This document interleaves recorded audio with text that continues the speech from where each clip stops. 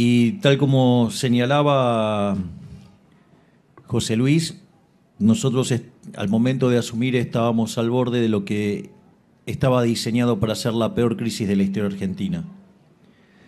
Básicamente teníamos un desequilibrio monetario peor que el de la previa del Rodrigazo. Teníamos una situación de quiebra en el Banco Central aún peor que la que había en la previa de 1989, la hiperinflación de Alfonsín, que en mayoristas terminó rondeando una inflación del 5.000% anual. Digo, a veces hay que mencionar estas cosas para recordarlas. Algunos las vivieron, otros se las contaron. Y por otra parte teníamos indicadores sociales peores que los del 2001. Es decir, estábamos frente a lo que iba a ser la peor crisis de toda la historia argentina. Y básicamente nosotros no nos quejamos por eso, porque sabíamos que la posibilidad de que un liberal libertario llegara a ser presidente no iba a ser en condiciones normales de presión y temperatura.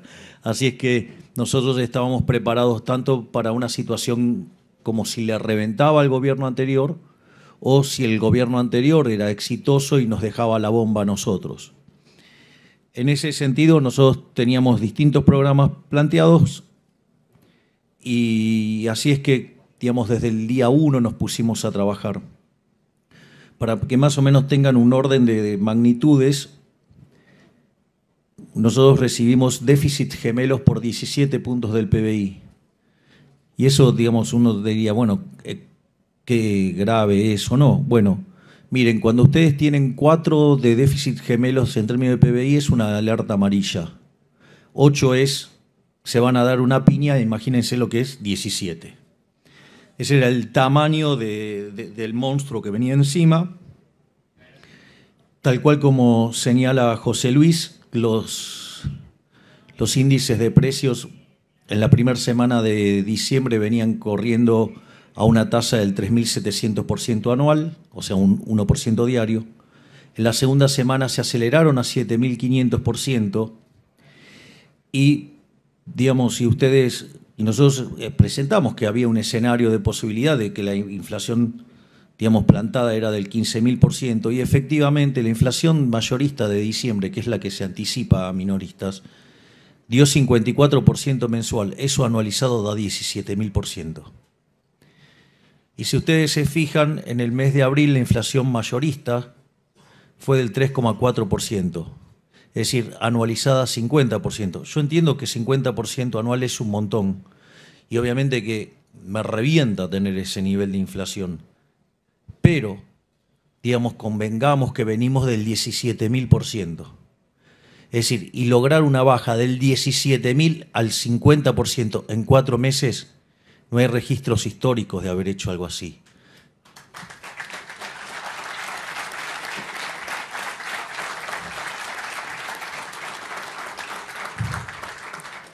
Porque al mismo tiempo nosotros eso lo logramos sin que hubiera un estallido previo, como en otros casos.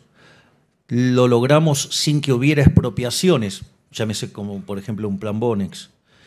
Lo logramos sin controles ni acuerdos de precios.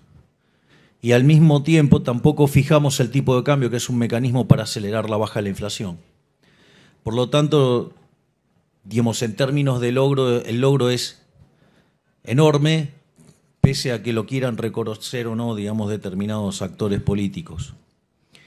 Por otra parte, ¿cómo lo hicimos? O sea, básicamente nosotros enfrentamos esos 17 puntos de déficit gemelo, donde 15 eran del fisco, donde 5 estaban en el Tesoro y 10 estaban en el Banco Central. En ese sentido, nuestro programa económico, como todo programa económico, tiene una pata fiscal, una pata monetaria y una pata, digamos, del sector externo. En lo que tiene que ver con la pata fiscal, fuimos a un programa de déficit cero. Yo recuerdo que muchos que critican ahora sobre la composición del ajuste o demás, decían que ajustar más de un punto del PBI era imposible. Nosotros en la primera etapa, Es más, pensábamos ir a déficit cero a lo largo del año 2024, y sin embargo, digamos, o sea, el ministro Caputo, con un coraje increíble, logró encauzar las cuentas y ya en el mes de enero estábamos en equilibrio financiero, es decir, no solo en equilibrio primario, o sea, lo operativo, sino también pagando los intereses. Y eso, digamos, se ha estado repitiendo durante todos los meses. Mayo de vuelta va a dar también superavitario. Y si bien estacionalmente por el pago de aguinaldos el mes de junio es deficitario, cuando ustedes toman los 6 meses juntos, somos superavitarios. Es decir, que el déficit cero sigue en pie, a pesar de que quieran mostrar que como digamos, sin considerar la estacionalidad del mes de junio, o sea, lo cual, digamos, es razonable, digamos. Pero bueno, nada, con tal de ensuciar son capaces de decir que hasta se quebró el déficit cero, cuando en realidad el déficit cero sigue en pie, porque ustedes tienen que ir tomando cómo se va acumulando, y en ese sentido, digamos, vamos a terminar con las cuentas superavitarias también en el consolidado de los 6 meses. Y ese ajuste, digamos, en la primera etapa, digamos, cuando se pone el freno, fue por el equivalente, si lo anualizan, a 7 puntos del PBI, y ahora, digamos, se está encauzando, digamos, a los niveles que necesitábamos. Y yo recuerdo que nos decían, ay, no, pero tiene mucho de licuadora y de recorte tiene tijerita. Digo, que son. Entonces, aquellos que decían que era imposible alcanzar el equilibrio fiscal, ahora empezaron con que el tema era la licuadora y tijerita. Mire, la verdad es que el 90% del ajuste es motosierra. Bajamos la cantidad de ministerios a la mitad, eliminamos la obra pública, eliminamos prácticamente las transferencias discrecionales a provincias y encaramos un programa de racionalización del gasto social como nunca se vio, digamos, donde históricamente hemos reclamado por eliminar a los gerentes de la pobreza, eliminar los intermediarios. Y vaya que lo estamos haciendo, y vaya que estamos encontrando un montón de corruptos y que lo estamos llenando de causas en la justicia.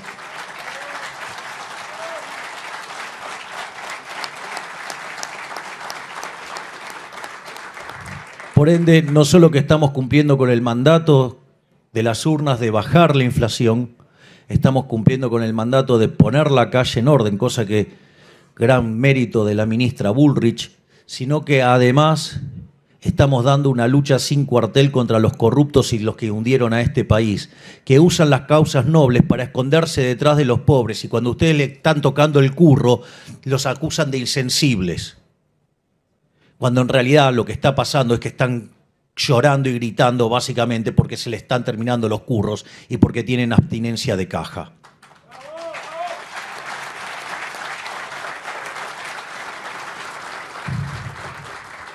La otra parte titánica fue el trabajo del Banco Central, teniendo que enfrentar un déficit cuasi fiscal por 10 puntos del PBI.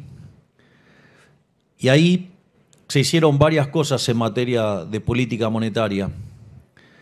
Por un lado, nosotros teníamos reservas internacionales netas negativas por 11.500 millones de dólares, casi 12.000 millones de dólares. Además, teníamos una brecha cambiaria del 200%, había una relación 3-1. Y recuerdo cuando estábamos yo después de las elecciones de las PASO, me fui a vivir al Hotel Libertador, porque, como estaba viviendo en Benavides, eso implicaba por lo menos una hora de viaje en horas no pico, y en hora pico podía llegar a tardar 2 o 3. Entonces, por una cuestión de la dinámica, necesitaba quedarme en Capital Federal.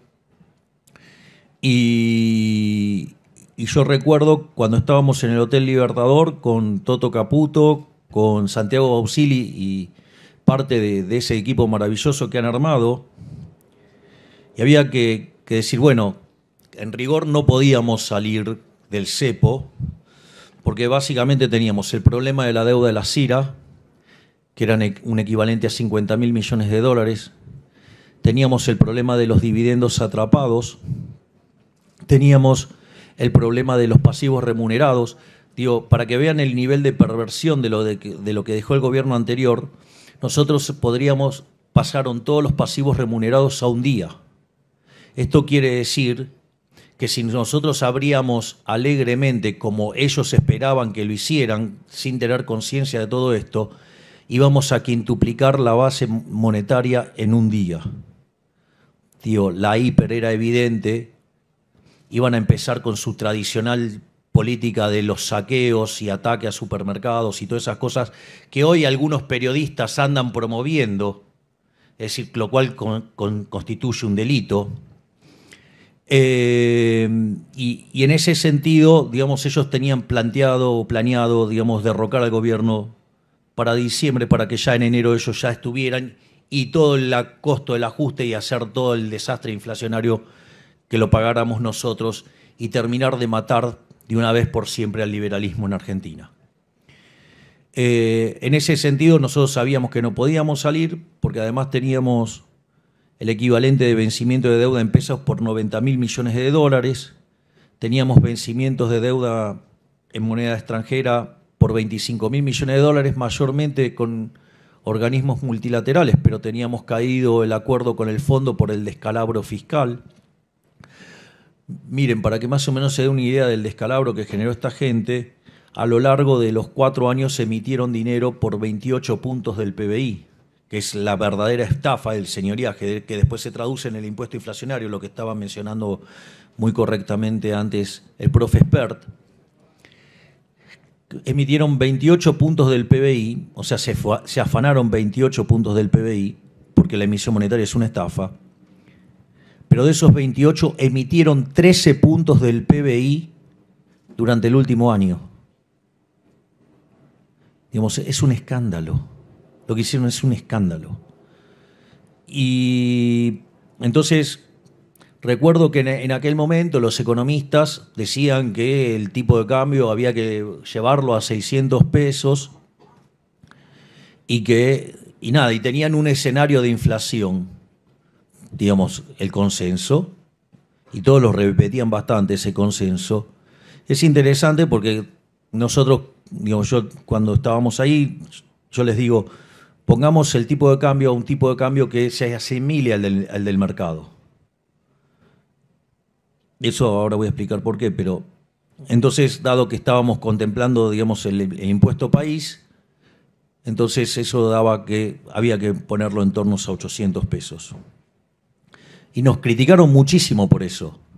Ahora, esos mismos que nos están criticando ahora y que hablan del atraso cambiario, ellos habían hecho el escenario con 600 de tipo de cambio y con más inflación. Y nosotros lo pusimos en 800 y con mucho menos inflación. Por eso digo, es bastante gracioso, digamos, lo pifiadores seriales que son algunos economistas que tanto consultan. Dicho eso permitió, por ejemplo, que nosotros compráramos desde el inicio de la gestión 17.500 millones de dólares. Me encanta cuando vienen y lo critican, digamos, los que en el medio saquearon al Banco Central por 45.000 millones de dólares. Al mismo tiempo, lo que tiene que ver con los pasivos remunerados, que generaban 10 puntos de déficit fiscal en términos del PBI, hemos bajado ese déficit a 1 punto del PBI. Es decir, que entre los 7 que, pongan que ahora quedaron 6, que hicimos en el Tesoro y los 9 que hicimos en el Banco Central, el ajuste son 15 puntos del PBI. Es decir, y le estamos devolviendo al sector privado 15 puntos del PBI. ¿Dónde lo ven eso? Que mientras que en diciembre discutíamos la hiperinflación que se venía, hoy estamos discutiendo créditos hipotecarios a 30 años. Si ustedes no creen que eso en 4 meses no es un montón, digamos, no sé qué dimensiones la gente tiene de lo que son los tiempos en economía.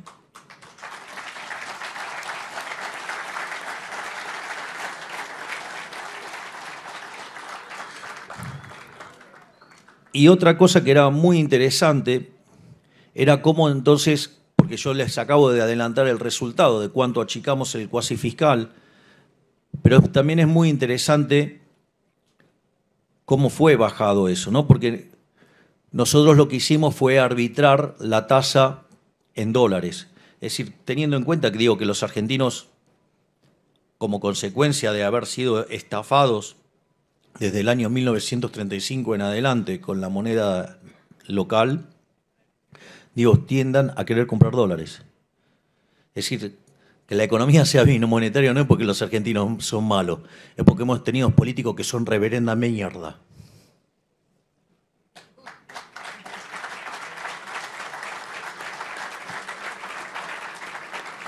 Y en ese sentido, nosotros arbitramos la tasa en dólares y eso implicaba una tasa de interés en peso negativa, pero en dólares era enorme.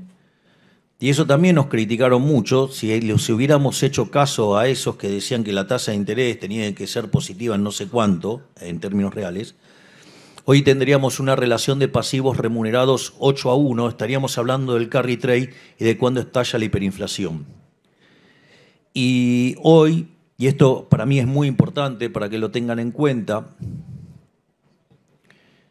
hoy la relación pasivos remunerados sobre base monetaria es 1,2 veces. O sea, que los tenemos recontra, digamos, contra las cuerdas, pero ahora les voy a contar cosas todavía más lindas. Motivo por el cual nosotros estamos muy tranquilos a pesar de lo que está pasando en el mercado de cambios, donde algunos están aprovechando para hacer sus predicciones apocalípticas. Digo, los pifiadores seriales. Argentina tiene una base monetaria de 15 billones de pesos. Y los pasivos remunerados son 18 billones de pesos. Ahora, lo interesante que de esos 18 billones de pesos, 12 billones de pesos están en el sector público, en los bancos públicos.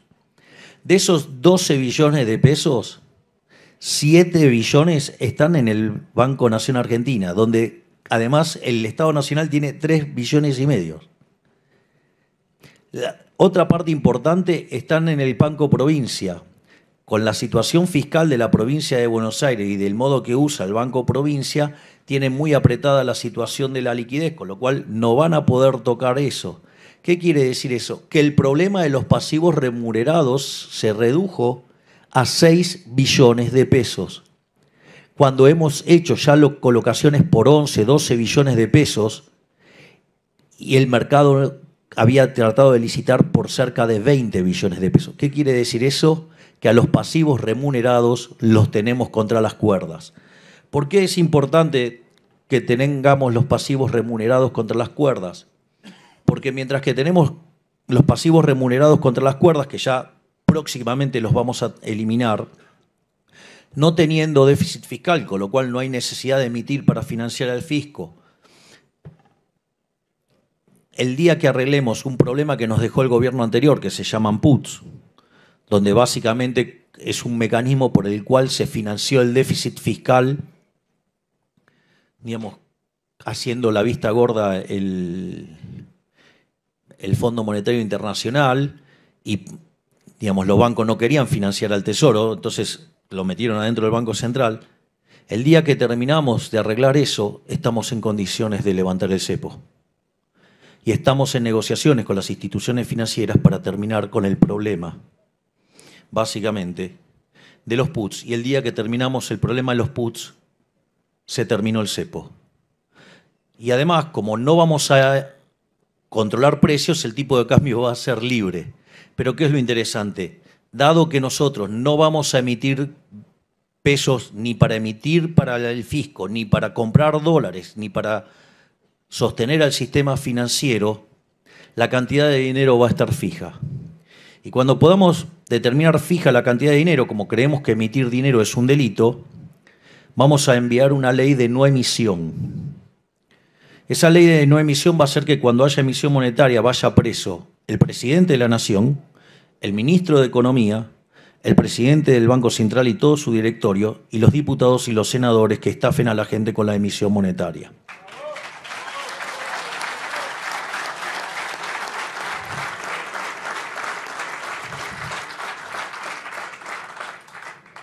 Ahora, es cierto que hay algunos que pueden decir, bueno, pero acá hubo leyes y se las llevaron puestas. Sí, es cierto.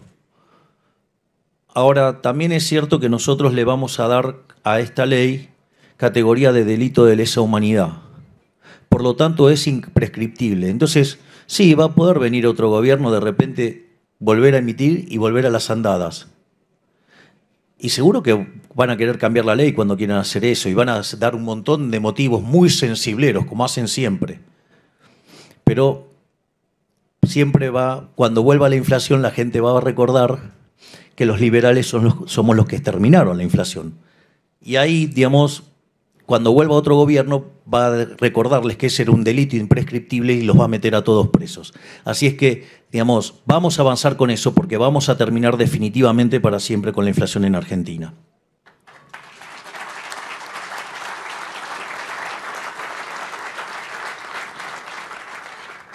Por otra parte, otra de las cosas que nosotros sabíamos que iba a pasar es que claramente al momento de hacer un programa de estabilización, eso genera un aumento del ahorro y dadas las condiciones que tenía Argentina no iba a haber contraparte de inversión. Por lo tanto, sabíamos que iba a haber caída en la actividad económica. El hecho de haber puesto el tipo de cambio muy parecido al del mercado, lo que hacía era achicar la brecha y al achicar el exceso de demanda de divisas, achicaba el exceso de oferta en el mercado de bonos, con lo cual hacía bajar la tasa de interés. De hecho, recibimos un riesgo país de 2.900, llegamos a estar en 1.100 y hoy gracias a la política, digamos que lo único que quiere hacer es romper, porque saben que si esto funciona no vuelven más los chorros. Entonces ahora el riesgo país está en 1.500, pero ahora, digamos, o sea, créanme que lo vamos a derrotar también. Pero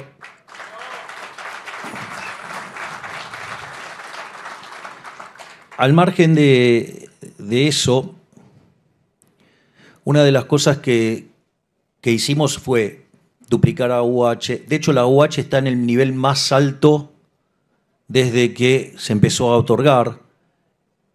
Digamos, si le suman la tarjeta alimentar, nunca hubo tanta asistencia, digamos, al sector vulnerable de la economía. Además, dimos asistencia a la clase media vía entrega de útiles y vía financiamiento de la cuota de los colegios. Y si bien el primer trimestre caímos mucho menos de lo que deberíamos haber caído en condiciones al ajuste que estamos haciendo.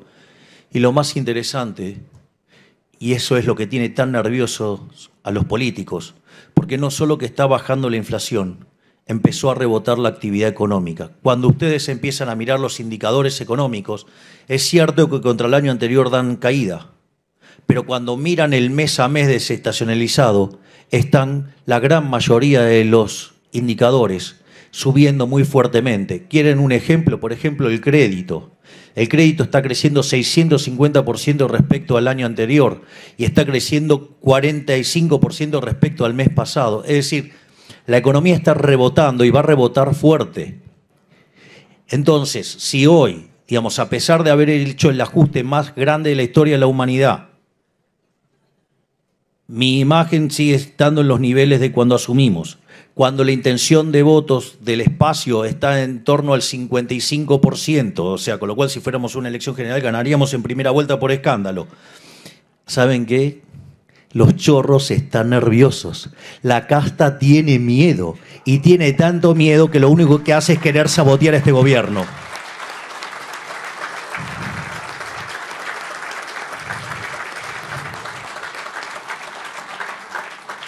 Una de las claras muestras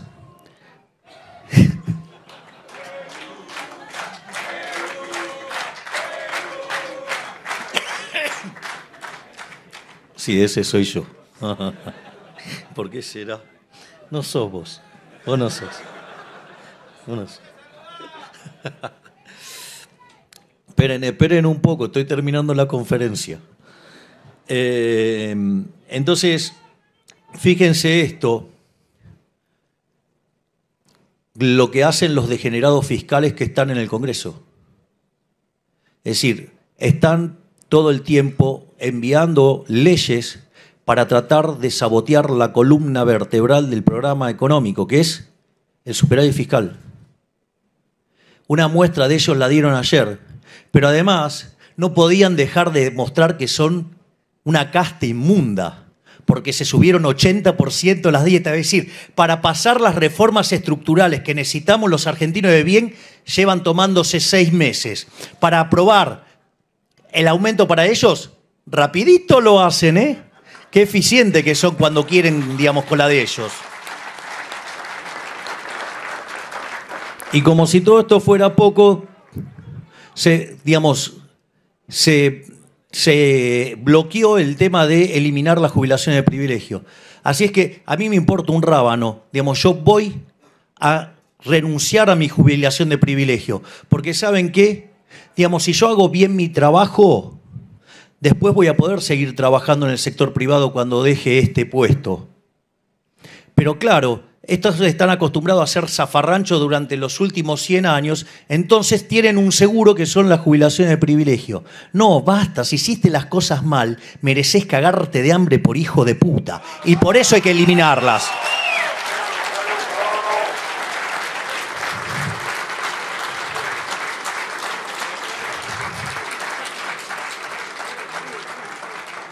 En cuanto a, digamos, la voluntad de voltear el programa económico del gobierno, digamos, por la oposición, digamos, o sea, y por algunos que, digamos, los Corea del Centro, ponele. La realidad es que nosotros, si van contra el equilibrio fiscal, nosotros vamos a vetar todo lo que vaya contra el equilibrio fiscal. No voy a entregar el déficit cero de ninguna manera. Y si aún así buscaran el mecanismo para seguir rompiendo el equilibrio fiscal, voy a bajar más el gasto público hasta que les duela más a la política. Así que no tengan dudas que el déficit cero está para quedarse.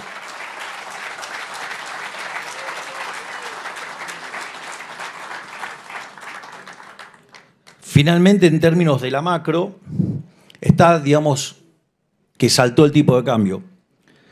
Ahora, la realidad es que nosotros sostenemos que la inflación es siempre y en todo lugar un fenómeno monetario que se genera por un exceso de oferta de dinero, ya sea porque sube la oferta o porque cae la demanda.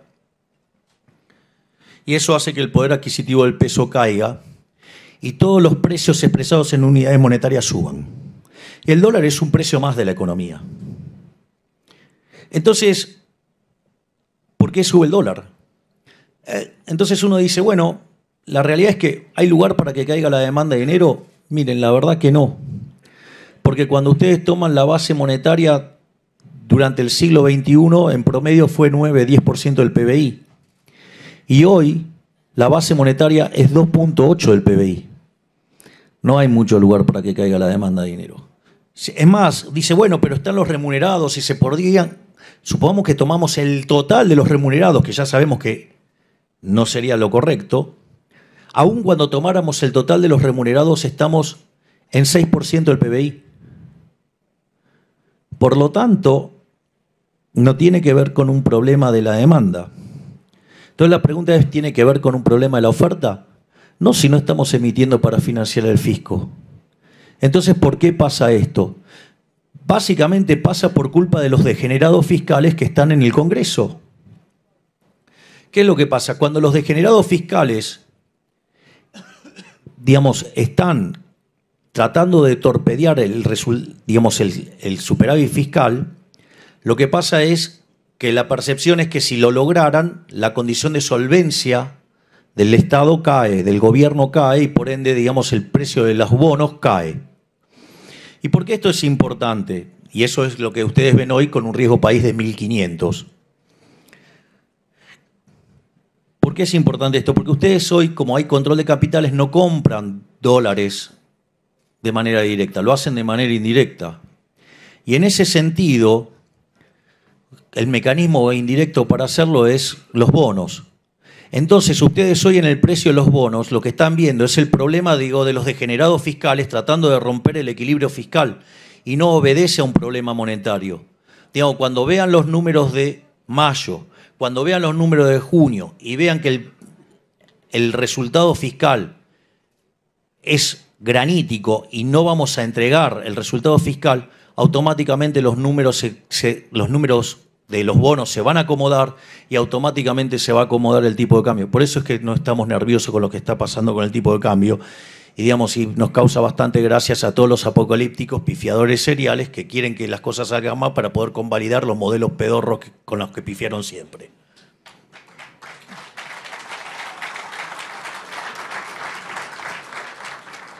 Entonces la pregunta es, bueno, ok, tenemos la macro, digamos, en orden, o la estamos ordenando. Entonces la pregunta es, ¿cómo vamos a crecer?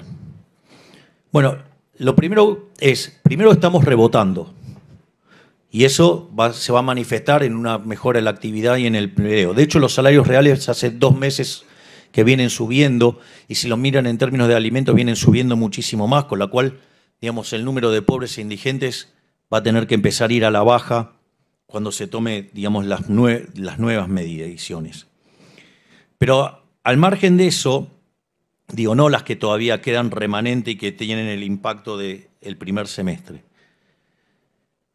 Entonces va a haber, digamos, estamos viendo el rebote, de hecho se está viendo. Otro elemento, digamos, que va a potenciar el crecimiento económico es que aumentar el ahorro en 15 puntos del PBI, eso va a tener una traducción en inversión. Al mismo tiempo, una economía que lleva 20 años de populismo y que destrozó el capital a mansalva, hace que los retornos reales de la economía sean muy altos. Por lo tanto, la economía tiene mucho margen para crecer solo por la destrucción de capital que hubo. Entonces, eso es lo que va a explicar cómo va a empezar a rebotar y a crecer la economía de corto plazo. Y por otra parte, digo, por más que pareciera que hay contratiempos, la ley Bases y el DNU, digamos, la ley Bases, hay altas chances que salga y el DNU está funcionando. Entonces, más o menos para que tengan un orden de magnitudes, la reforma estructural más grande que se hizo en la Argentina la hizo Menem en los 90. Si ustedes toman el DNU y la ley base como está hoy, esta reforma es 8 veces más grande que la que hizo Menem. Es la reforma más grande de la historia argentina. Y después dicen que no tenemos programa económico. Me parece una cargada. Y voy a ponerlo cuantitativamente. Estas reformas implican que vamos a subir en libertad económica 90 puestos. Es decir, dejaríamos de ser un país que iba camino a convertirse en Venezuela y vamos camino a convertirnos en un país parecido a Alemania o a Francia o a Italia.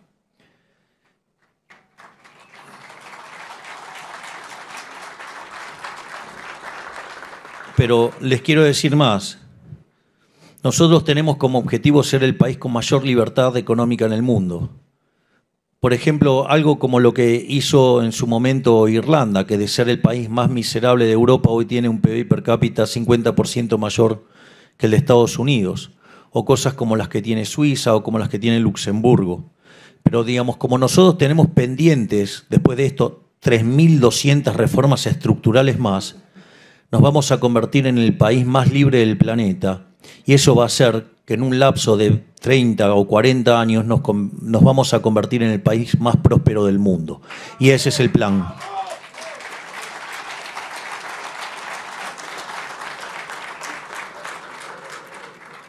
Y finalmente, lo más interesante es ¿qué vamos a hacer cuando la economía empiece a crecer?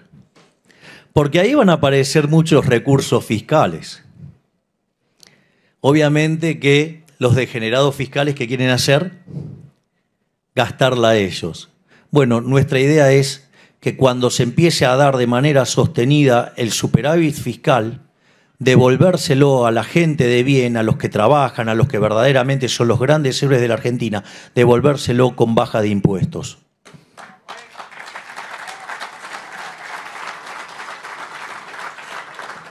Y obviamente, como dijo el profe Espert, en la mira tenemos al impuesto país, tenemos a las retenciones y tenemos el impuesto a los débitos y créditos bancarios.